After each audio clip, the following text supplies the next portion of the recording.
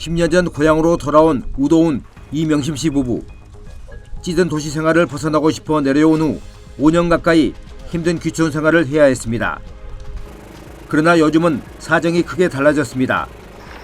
무엇보다 천사대교 교통으로 교통 불편이 사라졌습니다. 그 덕분에 차를 타고 다니며 영농 교육을 받아 비트즙 가공 공장을 운영하면서 경제적으로 안정을 찾았습니다. 여기에다 3년 전부터는 개인별로 햇빛연금까지 꼬박꼬박 들어오면서 쏠쏠한 재미까지 누리고 있습니다.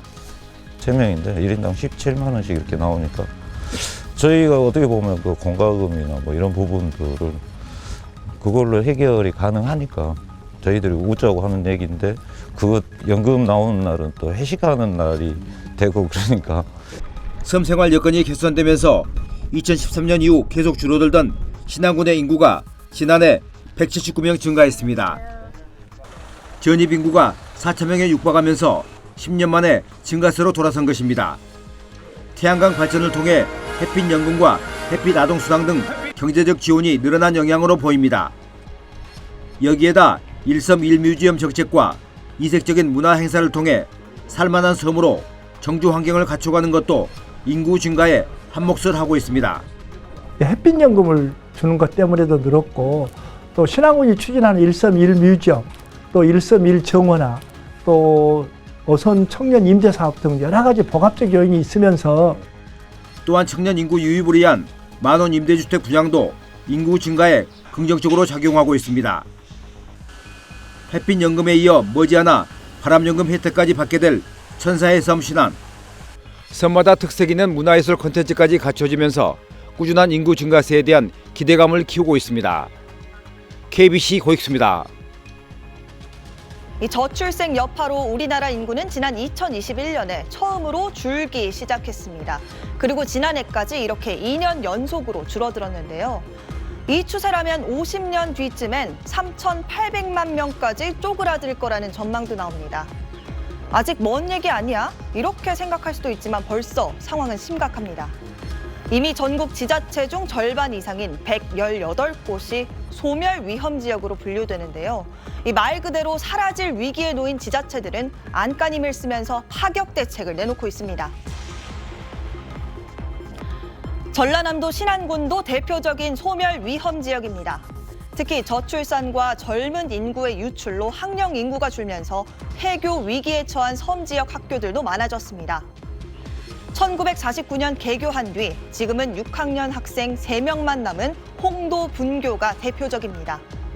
신안군은 홍도 분교를 살리기 위해 주민들과 수차례 협의한 끝에 파격 대책을 내놨는데요. 홍도 분교에 입학하거나 전학 오는 학생의 부모에게 집과 일자리를 제공하기로 한 겁니다. 신안군에 어떻게 지원할 건지 직접 물어봤는데요.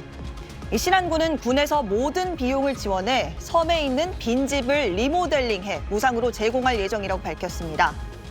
또 관광지인 홍도 특성상 식당 보조 등 일자리도 제공할 예정인데 매달 320만 원 월급을 약속했습니다. 학교가 살아야만이 지역 경제도 살고 또 지역도 살고 이러거든요. 올해 이제 3명이 졸업할 거리면 학교가 학생들이 없기 때문에 홍도 주민들하고 이렇게 또 합심해서 이런 혜택들을 지금 내는 거예요. 한 11월 초부터는 이제 본격적으로 접수하면서 이렇게 진행해 볼 생각입니다. 이미 신안군은 만 18세 미만은 아동으로 보고 1인당 연간 40만 원의 햇빛 아동수당도 지급하고 있는데 내년부터는 2배인 80만 원으로 늘릴 예정이라고 밝혔습니다. 젊은 사람을 붙잡으려는 이런 파격 대책은 다른 지자체도 마찬가지입니다. 이 월세 5만 원짜리 신축 빌라, 20평짜리 만원 아파트까지 등장한 건데요. 이 지방에 살 때 가장 필요한 1순위가 저렴한 거주지라고 생각하고 지자체에서 아이디어를 낸 겁니다. 다른 곳에 살다가 이곳으로 이사 온 친구 한번 더 들어봐요. 이 초등학교는 학생 수가 5년 만에 4배 가까이 늘었는데 근처에 있는 월세 5만 원짜리 신축 빌라 때문입니다. 취약 아동을 1명 이상 둔 가족이 괴산군으로 이주해 초등학교에 입학하면 보증금 없이 월세 5만 원짜리 임대주택을 제공하기로 한 겁니다. 두 차례 입주 희망자를 모집했는데 이 경쟁률이 높아 자녀를 셋 이상 둔 부부들이 주로 뽑혔습니다.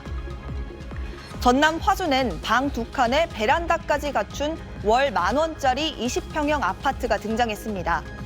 화순군이 20평형 아파트를 직접 빌려 신혼부부와 청년들을 월 10,000원만 받고 입주시키고 가구당 4,800만 원인 임대 보증금은 군이 모두 지원합니다. 반응은 뜨거웠는데요. 50세대를 선발하는 1차 모집에선 경쟁률이 10대 1까지 치솟았습니다. 외가 한 290명 정도 되고요. 서울이나 경기, 충청, 경남 이쪽에서 신청하신 분도 있습니다. 자료도 저희한테 좀 요청을 했고요. 직접 방문한 곳은 한 3군데 정도 되고요. 전화는 한 10여 군데 정도에서 왔을까? 경상도 쪽에 통영이라 북부에서도 오고. 거주지 제공 말고도 파격 지원은 더 있습니다. 결혼부터 임신, 출산까지 지원을 약속하는 지자체들도 있는데요. 지난해 합계 출산율 1.8명으로 전국 1등을 차지한 전남 영광군이 대표적입니다. 영광에 거주하는 만 49세 이하가 결혼하면 500만 원을 주고 무주택 신혼부부 다자녀 가족이 전세자금 대출을 받으면 월 15만 원까지 3년간 대출 이자를 대신 내줍니다.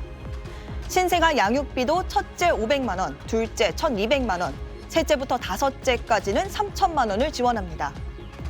강원 화천군은 화천에서 1년 이상 거주한 경우 공공산후조리원을 무료로 사용할 수 있게 해주고 있습니다.